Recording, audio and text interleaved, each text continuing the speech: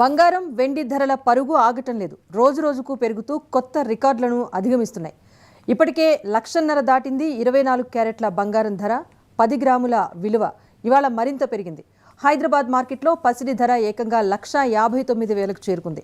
నిన్నటితో పోలిస్తే ఇవాళ దాదాపు 6,000 రూపాయలు పెరిగింది. ఇక వెండి ధర కూడా దూసుకెళ్తోంది. ఇవాల్టి మార్కెట్లో కిలో వెండి ధర 3,19,200గా నమోదైంది. అంతర్జాతీయ మార్కెట్లో ధరల పెరుగుదలే ఇందుకు కారణంగా తెలుస్తోంది. ఇక ఔన్స్ వెండి ధర చరిత్రలోనే తొలిసారి $94 మార్కును దాటి పయనిస్తోంది. ఔన్స్ బంగారం ధర $4,849కు చేరుకుంది. ఇదే అంశానికి సంబంధించి అప్డేట్ మా ప్రతినిధి లిఖిత అందిస్తారు. లిఖిత, చెప్పండి, బంగారం వెండి ధరలు రోజు రోజుకు పెరుగుతూ వస్తున్నాయి. దీనిపైన విశ్లేషకులు ఏం చెప్తున్నారు? ఈ బంగారం వెండికి సంబంధించినట్లయితే సామాన్యం చాలా ఎక్కువగా ఇష్టపడేది బంగారాన్ని వెండి. అకేషన్ లో కూడా బంగారం వెండి విషయానికి వచ్చేసరికి చాలా ఎమోషనల్ అయిపోతూ ఉంటారు. ఎంత ఖర్చు పెట్టైనా సరే బంగారం వెండి కొంటూ ఉంటారు. కానీ ఇప్పుడు ఉన్న పరిస్థితుల్లో అయితే బంగారం వెండి కనీసం చూడడానికి కూడా భయపడే పరిస్థితులు నెలకొన్నాయి.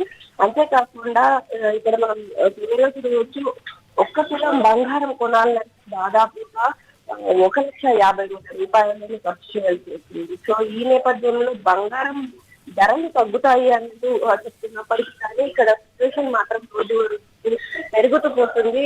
గత కొంతకాలం క్రితం అయితే 70,000 ఉన్న తులం బంగారం 70,000 అయిన తర్వాత కూడా చాలా మంది మాటల్లో విన్నాం మనం. ఈ యొక్క బంగారం ధరలు ఇలా పెరిగిపోతే ఎవరైనా కొనే పరిస్థితులు ఉండవు అంటూ కూడా మాటలు వినిపించాయి. కానీ ఇటు ఒకవైపు సామాన్యులకు అందకుండా బంగారం అలాగే వెండి పైకి వెళ్తున్నప్పటికీ కూడా ఇక్కడ సిచ్యువేషన్ ఇంకా బంగారము వెండి ధరలు అయితే మాత్రం పెరుగుతూనే ఉన్నాయి. అయితే ఇప్పటికే ఈ యొక్క 10 గ్రాముల బంగారం ధర దాదాపుగా 5,020 రూపాయలు పెరిగింది. మొత్తం చూసుకున్నట్లయితే తులం బంగారం అది కూడా 1,54,800 రూపాయలు అయింది. ఇంకా 22 క్యారెట్స్ బంగారం వచ్చేసి దాదాపుగా 4,600 రూపాయలు పెరిగింది.